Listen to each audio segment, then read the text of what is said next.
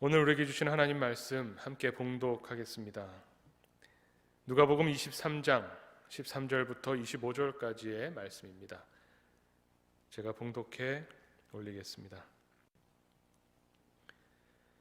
빌라도가 대제사장들과 관리들과 백성을 불러 모으고 이르되 너희가 이 사람이 백성을 미혹하는 자라 하여 내게 끌고 왔도다. 보라, 내가 너희 앞에서 신문하였으되 너희가 고발하는 일에 대하여 이 사람에게서 죄를 찾지 못하였고 헤롯이 또한 그렇게 하여 그를 우리에게 도로 보내었도다. 보라, 그가 행한 일에는 죽일 일이 없느니라. 그러므로 때려서 놓겠노라. 우리가 일제히 소리질러 이르되 이 사람을 없이 하고 바라바를 우리에게 놓아주소서 하니 이 바라바는 성중에서 일어난 밀란과 살인으로 말미암아 옥에 갇힌 자라. 빌라도는 예수를 놓고자 하여 다시 그들에게 말하되 그들은 소리질러 이르되 그를 십자가에 못 박게 하소서, 십자가에 못 박게 하소서 하는지라. 빌라도가 세 번째 말하되 이 사람이 무슨 악한 일을 하였느냐? 나는 그에게서 죽일 죄를 찾지 못하였나니 때려서 놓으리라 하니 그들이 큰 소리로 재촉하여 십자가에 못 박기를 구하니 그들의 소리가 이긴지라. 이에 빌라도가 그들이 구하는 대로 하기를 언도하고 그들이 요구하는 자 곧 밀란과 살인으로 말미암아 옥에 갇힌 자를 놓아주고 예수는 넘겨주어 그들의 뜻대로 하게 하니라. 네, 오늘 말씀 우리 사순절에 함께 묵상하는 주님의 고난에 관한 말씀입니다. 특히 오늘 부분은 빌라도가 예수님을 무리에게 넘겨주어서 마지막 부분의 말씀에 보면 굉장히 인상적인 말씀이죠. 25절 말씀에 그들의 뜻대로 하게 했다라고 이야기합니다. 그들의 뜻대로 하게 했다. 이 그들은 유대인들의 무리이고 빌라도는 어떻게 보면 예수님에게서는 아무 죄를 찾지 못했다.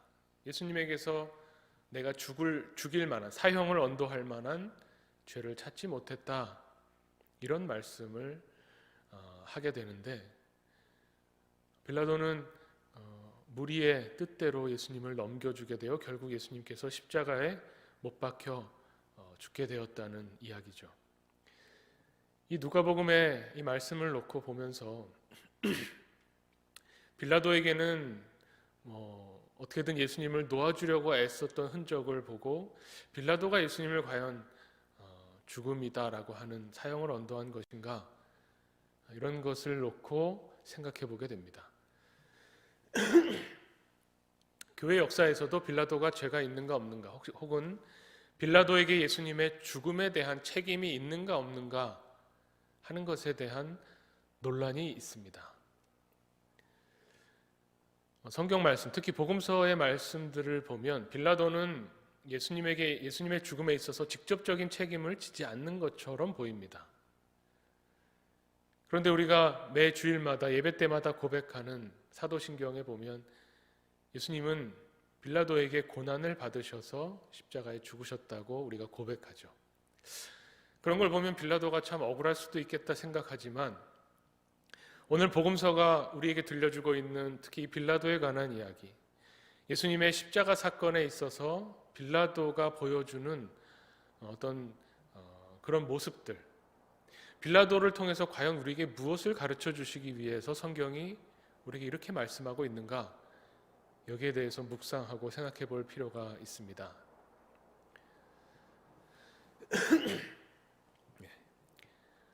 먼저 예수님의 죽음에 대해서 책임이 있는 부분들을 한번 살펴볼 필요가 있습니다.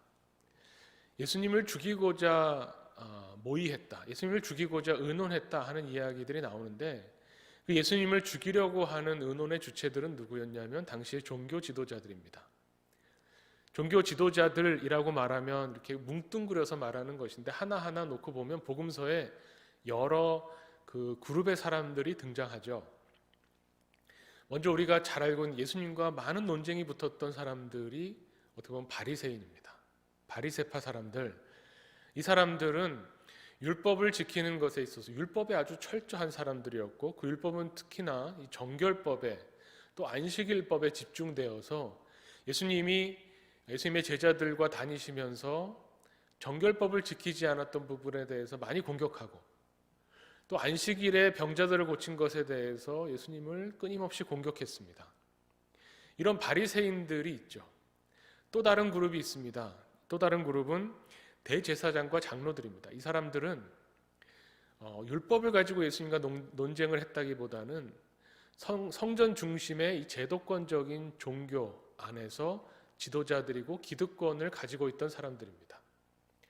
그래서 대제사장들 또 장로들, 이 사람들과 예수님이 논쟁하셨을 때는 어떤 성전에서 이 사람들이 누리던 어떤 권세에 관한 예수님이 도전을 하신 것이죠. 성전에 들어가셔서 예수님이 상을 뒤엎으신 것은 대제사장들과 그 상인들, 동전을 바꿔주고 또 재물을 팔았던 사람들과의 어떤 그런 연계를 깨트리는, 그것 때문에 대제사장들에게 굉장히 위협적인 그런 이야기, 그런 사건이었습니다. 또 이 종교 지도자들의 그룹엔 누가 있냐면 서기관들이 있습니다. 이 사람들은, 이 서기관이라고 하는 그룹은 포로 귀환 이후에 백성들에게 어떻게 보면 성전도 다 불타고 말씀이 제대로 서지 못한 그 시기에 율법을 연구해서 다시 재정비해서 유다 백성들에게 하나님의 말씀이 이것이다 라고 하는 이 모세오경을 가르쳤던 율법 연구가이면서 백성들에게 하나님 말씀을 가르치는 일을 했던 사람들을 서기관이라고 합니다. 그래서 이 서기관들을 다른 말로 랍비라고 많이 불렀습니다. 예수님을 향해서 랍비라고 불렀던 사람들이 있었던 걸 아실 겁니다. 그건 뭐냐면 예수님께서 성경 말씀을 가르치셨기 때문에 서기관들이 하던 이런 가르치는 역할, 그래서 랍비라고 불림을 받았던 예수님의 모습이 있고 서기관들이 있습니다. 또 하나의 그룹이 있는데 사두개인이라고 들어보셨을 겁니다. 이 사두개파 사람들은 어떻게 보면 제사장 계열의 사람들인데, 이 사람들도 또한 성전에서 어느 정도 기득권을 누렸고, 이 사람들은 오히려 바리새인들과 어떤 그 갈등을 겪었던 사람들입니다. 이 사두개인들은 굉장히 보수적이어서 율법을 말할 때 모세오경 외에는 성경으로 받아들이질 않았습니다. 그리고 천사나 무슨 사탄이나 어떤 부활에 관한 것들을 전혀 믿지 않았기 때문에 바리새인들과도 충돌하는 그런 사람들입니다. 그런데 이런 종교 지도자들이 예수님의 문제에 있어서는 서로 협력하고 서로 의논해서 예수님과 이런 사람들과의 논쟁 이후에 나오는 성경 말씀을 보면 이런 부분이 나옵니다. 마가복음 3장 6절에 바리새인들이 나가서 곧 헤롯 당과 함께 어떻게 하여 예수를 죽일까 의논하니라. 마가복음 11장 18절에도 이렇게 말씀합니다. 대제사장들과 서기관들이 듣고 예수를 어떻게 죽일까 하고,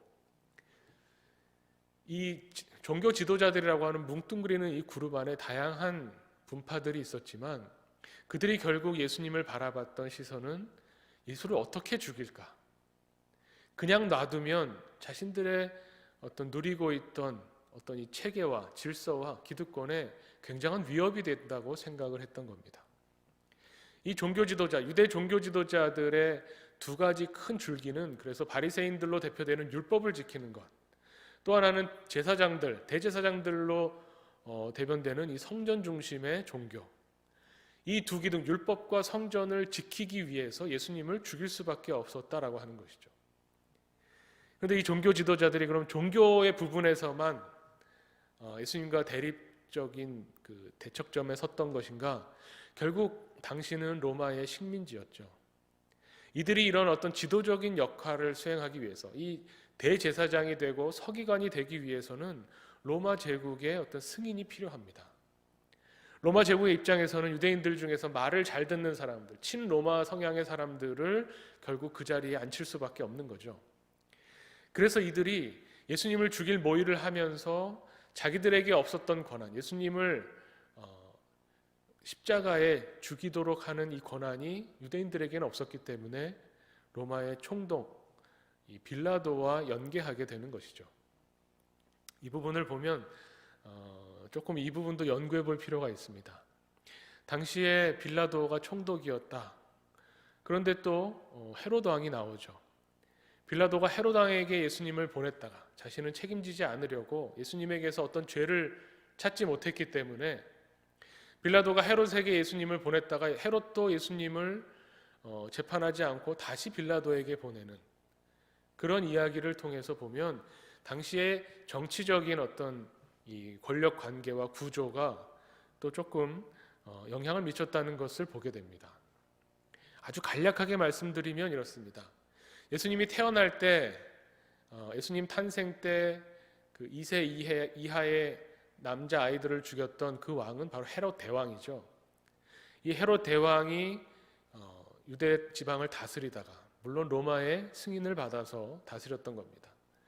이 헤롯 대왕이 어떻게 보면 대왕이라는 이름이 붙을 정도로 굉장히 막강한 권력을 행사하다가 죽으면서 자신의 아들 3명에게 이 유대 지역에 자신의 왕국을 나눠줍니다.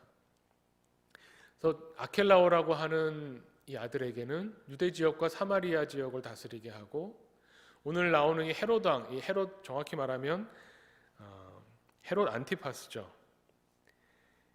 이 헤롯 안티파스에게는 갈릴리 지역을 다스리게 합니다. 또 한 명 빌립이라고 하는 아들에게는 또 빌립 그 위쪽 지역, 갈릴리 위쪽 지역에 있는 가이사라 빌립보 지역을 다스리게 합니다. 어쨌든 이렇게 세 분봉왕을 세워서 쪼개졌는데, 그러면 왕이 3명이어야 될 텐데 문제가 생깁니다. 아켈라오라고 하는 이 왕은 너무나 폭정이 심해서 특히 유대 지역과 사마리아 지역을 다스리니까 예루살렘을 중심으로 하는 아주 중요한 지역을 다스리는데 너무나 폭정이 심해서 유대인들이 로마를 향해서 끊임없이 항소했습니다.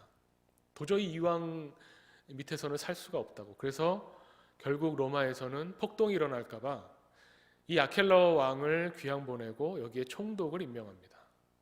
그래서 이 유대 지역, 예루살렘 지역을 다스리는 총독이 부임하게 된 것이고, 이 빌라도, 유대 지역을 다스리는 총독과 갈릴리 지역을 다스리는 헤롯 왕, 헤롯 안티파스하고는 원수지간이 될 수밖에 없죠.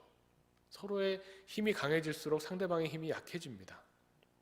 그러니 두 사람도 예수님의 문제에 관해서는 서로 친구처럼 협력했다는 이야기가 성경에 나옵니다. 오늘 읽은 본문 말씀 바로 위쪽에 보면 누가복음 23장 12절에 보면 헤롯과 빌라도가 전에는 원수였으나 당일에는 서로 친구가 되니라 이렇게 말씀합니다.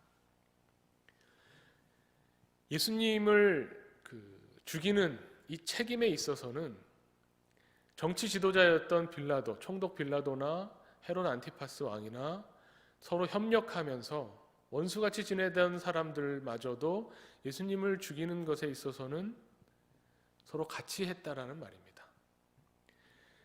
결국 예수님의 죽음에 있어서 책임을 져야 되는 사람들만 꼽아봐도 빌라도 한 사람이라고 하기보다는 당시의 종교 지도자들, 대제사장들과 서기관들, 바리새인들, 사두개인들, 이들을 포함하는 유대인의 종교 지도자들과 정치적인 지도자들, 헤롯 왕과 빌라도 모두가 포함됩니다. 그러면서 중요한 것은 여기서 어떤 한 개인의, 빌라도가 예수님의 죄를 찾을 수 없어서 놓아주고 싶었는데 할 수 없이 대중들이, 유대인들이 하도 난리를 쳐서 할 수 없이 넘겨주었다. 이런 어떤 개인의 선택과 결정으로 예수님의 십자가 사건이 벌어진 것은 아니라는 겁니다. 어떤 한 개인의 책임이나 선택으로 돌릴 수 있는 문제가 아닙니다. 예수님께서 이 땅에 오셔서 십자가를 지시게 된 것은 어떻게 보면 예수님께서 세상의 죄를 드러내면서 빛으로 이 세상에 오셔서 진리가 무엇인지를 드러내시는 예수 그리스도를 세상이 감당할 수 없고 세상이 그냥 둘 수 없어서 평소에 자기들의 이권을 가지고 다투던 어떠한 그룹이어도 예수님에 관해서는 그냥 둘 수 없다라고 하는 이런 어떤 관계가 생겨나게 된다는 겁니다. 결국 예수님의 십자가의 죽음에 있어서 이 죽음으로 향해 가는 이 십자가의 길에 있어서 여러 가지의 요소들이 개입되게 되는데, 그것들을 다시 말하면 그것들을 어느 정도 정리해서 살펴본다면 결국 이 세상은 자기 자신을 위해서 살아가고 자기 자신을 위해서 선택하는 사람들, 그 사람들이 서로 어우러지면서 그 안에서 악이 발생하고 구조적인 어떤 생명을 죽이는 일들이 발생하는데, 거기에서 진리로 오신 예수 그리스도는 죽임을 당하게 되는, 그래서 결국 예수님의 십자가의 죽음에 있어서는 자기 자신을 위해 살아가는 모든 세상의 사람들이 책임을 지게 되는 이야기를 담고 있다고 보게 됩니다. 왜 이것이 중요하냐? 왜 빌라도 한 사람이 아니라, 혹은 당시의 대제사장이 아니라 이 세상 사람들의, 자기를 선택하는 사람들의 모두에게 책임이 있는가라고 하는 것은 예수님의 이 십자가 사건이 결국 우리에게 이어지기 때문에 그렇습니다. 이 빌라도 참 나쁜 사람이네. 당시의 유대인들이 저렇게 소리치면서 예수님을 죽이라고 했으니 그 죄값을 지금 받나 보다, 이렇게 생각할 일이 아니라는 것입니다. 우리가 성경 말씀을 통해서 복음을 접하게 되면, 성경 말씀을 읽어가면서 하나님의 말씀을 우리가 받아들이게 되면 성경에 나오는 이야기가 결코 남의 이야기가 되지 않습니다. 이것이 나의 이야기로, 내가 예수 그리스도의 십자가에 어떻게 보면 책임 있는 사람으로 우리가 서게 되는 것, 이 십자가 사건을 내 책임으로 마주서게 하는 것이 바로 복음의 능력이고 말씀의 능력입니다. 빌라도를 바라보면서 내가 빌라도와 마찬가지구나, 내가 어떤 일을 선택할 때에 결국은 나를 위한 선택을 하게 되는 것이구나 하는 것을 깨닫게 되는 지점이 오늘 말씀에 나온다는 겁니다. 이것을 다른 사람의 탓으로, 빌라도의 탓이고 종교 지도자의 탓으로 돌릴 일이 아닙니다. 우리가 어떻게 보면 매주마다 주일 예배를 드리고 그 사이사이에 주중에도 기도회로 모이고 말씀을 나누고 은혜를 나누는 것은 어떻게 보면 이 복음을 되새기는 일입니다. 사실 복음의 내용은 단순합니다. 저도 매주마다 설교를 하면서 어떻게 보면 결론은 항상 똑같죠. 하나님을 사랑하라, 예수 그리스도를 따르자, 하나님의 뜻이 무엇인지 우리가 그것을 찾아서 하나님의 통치하심을 받는 하나님의 사람으로, 그리스도인으로 이 땅을 살아가자는 것이 어떻게 보면 복음의 핵심입니다. 말은 그렇게 할 수밖에 없죠. 그리고 그렇게 살도록 하는 것은 복음의 능력이죠. 근데 이렇게 똑같은 결론을 왜 계속 말하게 됩니까?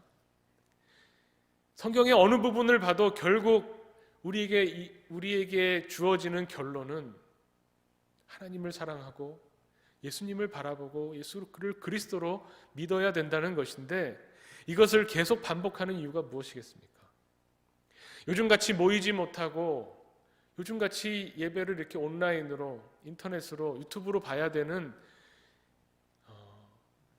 그래서 더 본질적인 것이 무엇인가, 우리의 모임, 교회라고 하는 것이 무엇인가, 또 우리 예배라고 하는 것이 무엇인가를 고민하게 되는 이때에 왜 이렇게 똑같은 내용을 반복해야 되는 것을 계속해야 되는가, 이 지점을 생각해 볼 때 오늘 말씀처럼 말씀을 읽고 예배 중에 말씀이 선포되고 우리가 하나님의 말씀이라고 받아들이면서 믿으려고 하는 것은 무엇이냐면, 결국 이 복음의 능력으로, 말씀으로 이 성경 말씀에 나오는 이 이야기가 나의 이야기가 되도록 하는 것, 그것 때문에 우리가 계속 모여서 예배드리고 말씀을 나누고 묵상하는 겁니다.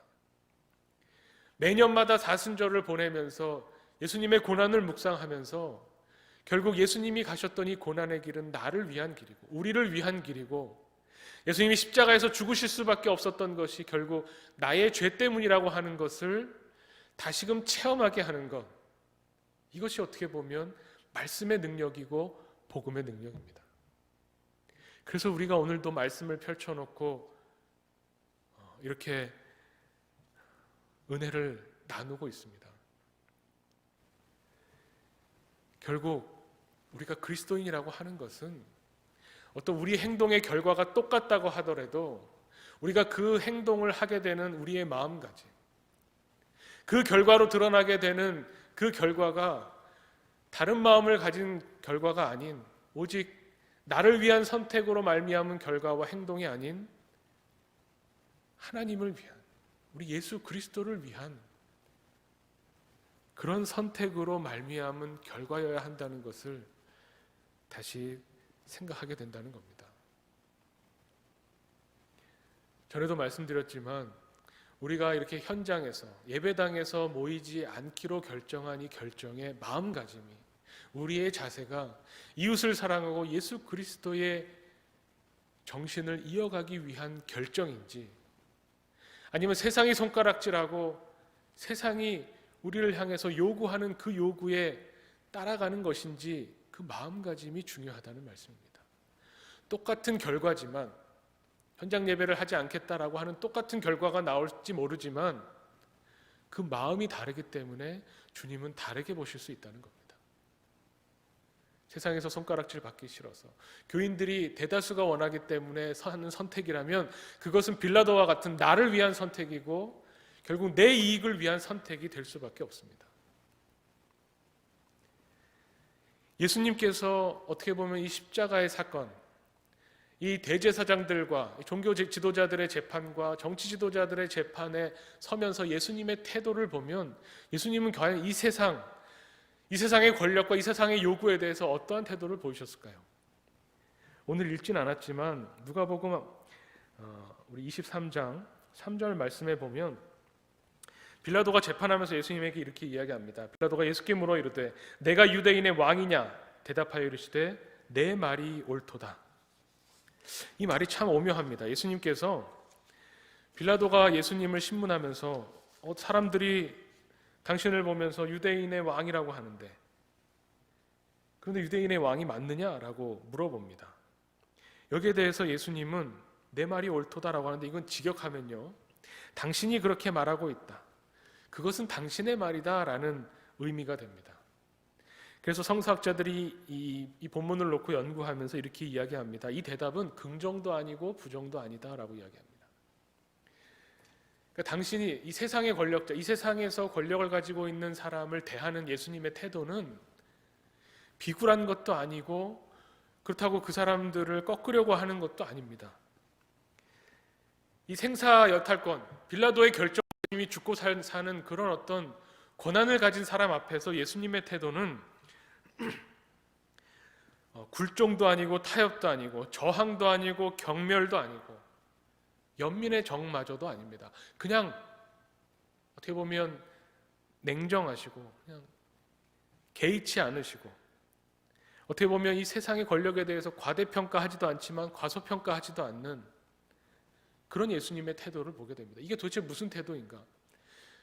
이 세상에서 잘 되시겠다는 건가? 우리가 그리스도인으로서 이 땅을 살면서 예수님을 믿는 이유가 이 세상에서 뭔가 그래도 이루어내고 성취하고 잘 돼야 되겠다라고 한다면 예수님이 보여주신 태도하고는 좀 다르죠.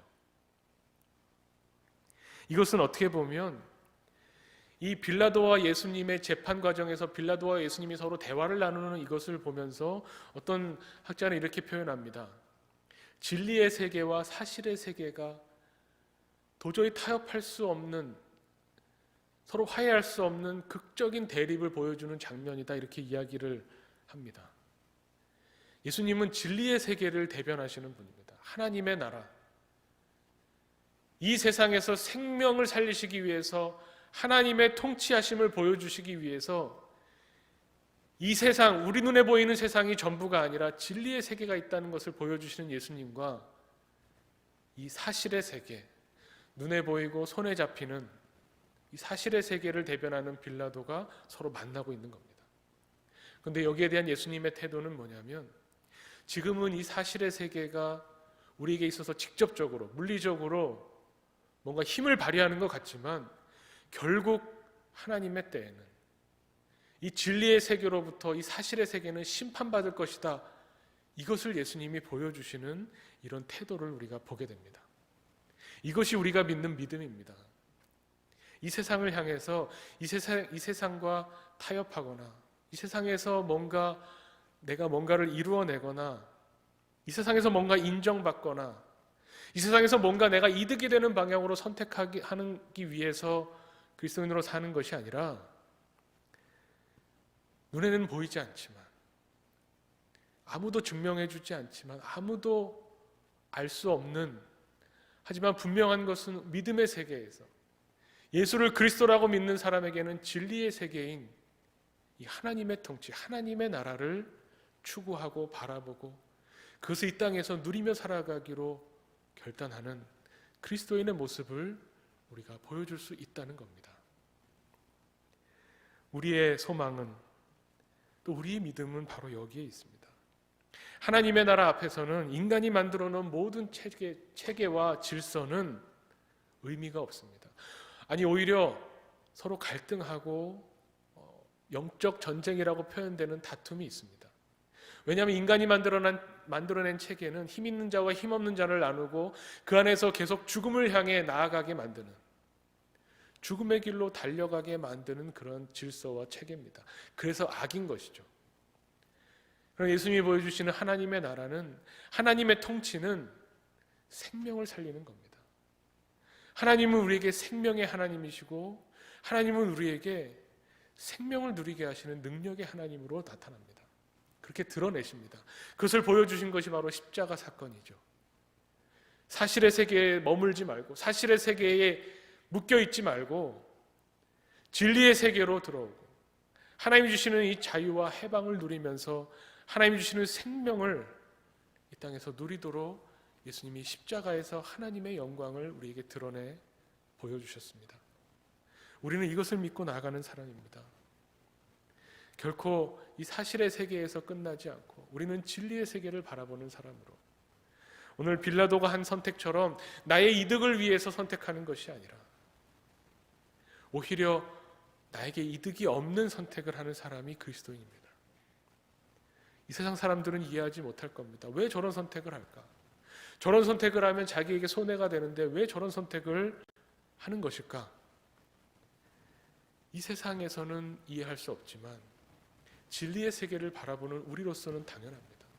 예수님이 걸어가셨던 그 고난의 길, 오히려 손해가 나고 희생을 해야 되는 그 길을 선택하신 예수님을 따라서 우리도 이 길을 가는 겁니다. 우리는 빌라도와 다를 바가 없는 사람들입니다. 우리의 본성을 따라가자면 오직 나만 생각하고 내 결단에 내 뜻대로 살겠다고 하는 우리 죄인들을 예수님께서 사랑하시고 부르러 오셔서 십자가를 통해서 하나님의 사랑을 보여주셨습니다. 오늘 마지막 말씀처럼 예수를 넘겨주면서 그들의 뜻대로 하게 했다라고 하는 이 말씀이 우리의 마음을 아프게 하고 우리에게 찔림이 있게 하고 우리를 회개하고 돌이키게 하는 주님의 음성으로 들리기를 간절히 원합니다. 내가 이 사람이구나. 내가 예수 그리스도의 십자가에 책임이 있는 사람이구나. 말씀 앞에 서게 하고 주님의 십자가 앞에 서게 해서 주님의 그 십자가를 바라보며 이제부터는 돌이켜서 하나님의 뜻에 순종하는 사람, 내 뜻이 아니라 우리의 뜻이 아니라 하나님의 뜻에 순종하며 나아가는 그런 그리스도인으로 살기를 간절히 원합니다. 우리가 이것을 위해서 오늘도 예배의 자리로 나왔고 이것을 위해서 우리가 오늘도 기도합니다.